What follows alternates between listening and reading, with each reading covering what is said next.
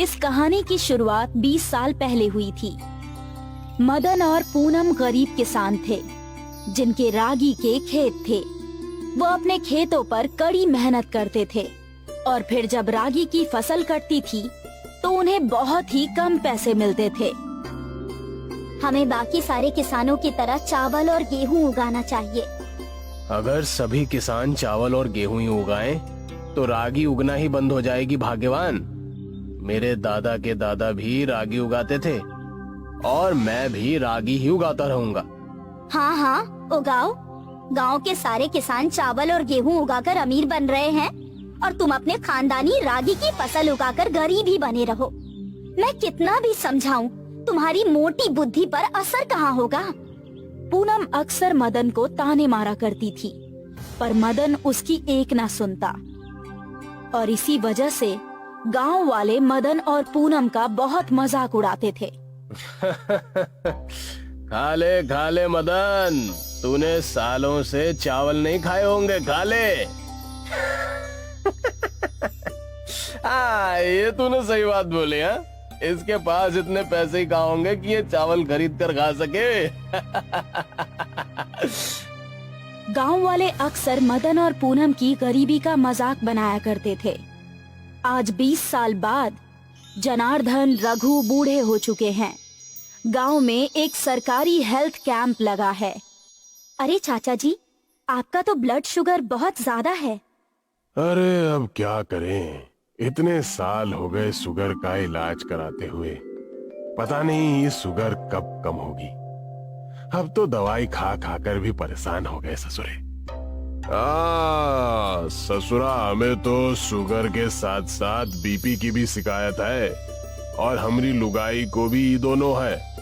अब तो लगता है कि जिंदगी भर हमको दवाइयां ही खानी पड़ेंगी भैया। अब क्या कर सकते हैं चाचा जी, आप लोगों का खान पान ही ऐसा था। तभी उनके सामने से मदन गुजर रहा था।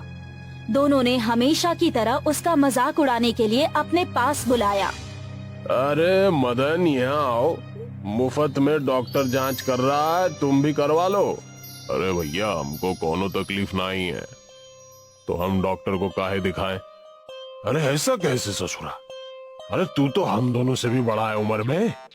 जब हम दोनों और हमारी उम्र के सारे लोग बीमारियों के शिकार हैं, तो तू कैसे एकदम ठीक रह सकता है बे?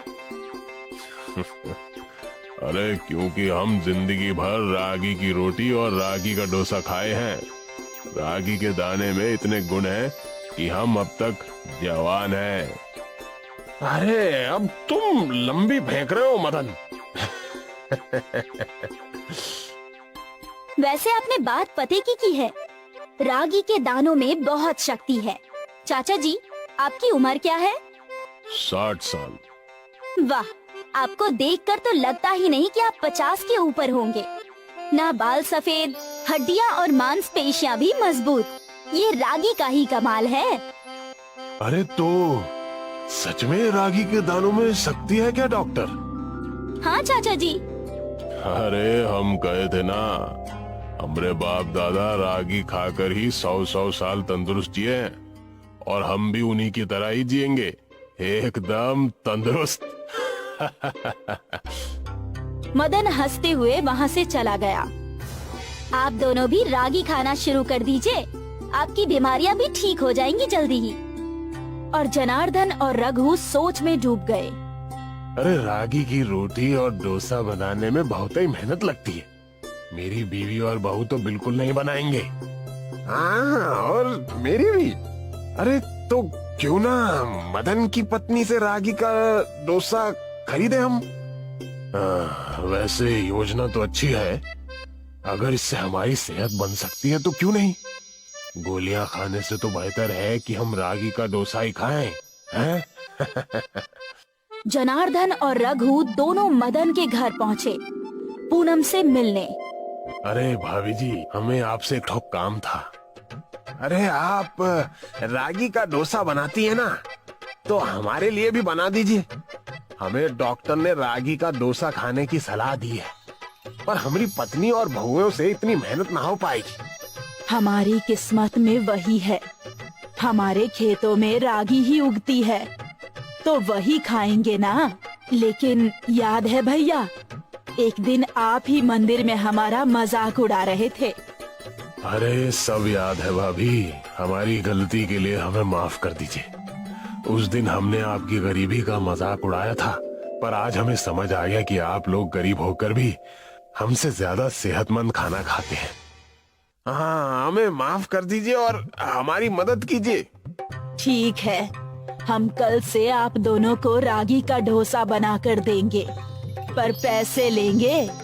जी जी बिल्कुल, आपका बहुत बहुत धन्यवाद। रघु और जनार्दन वहाँ से खुशी खुशी चले गए।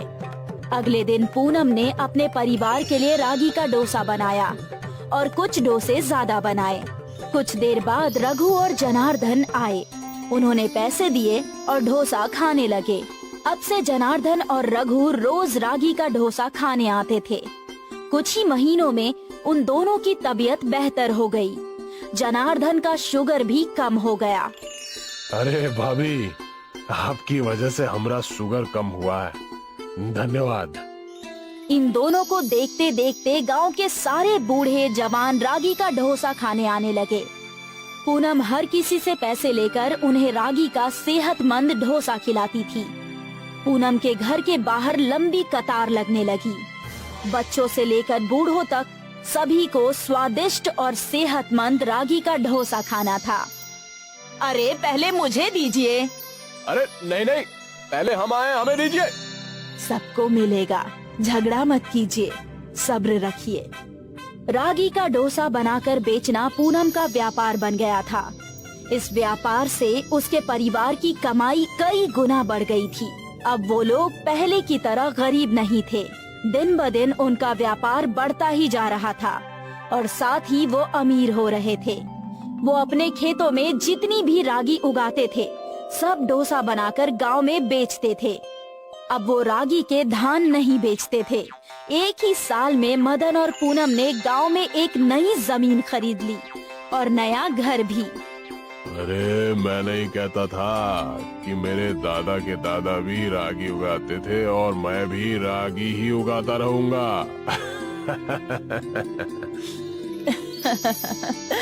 आप सही थे। उनकी ये सफलता उनके रागी के फसल और रागी के डोसे की वजह से थी।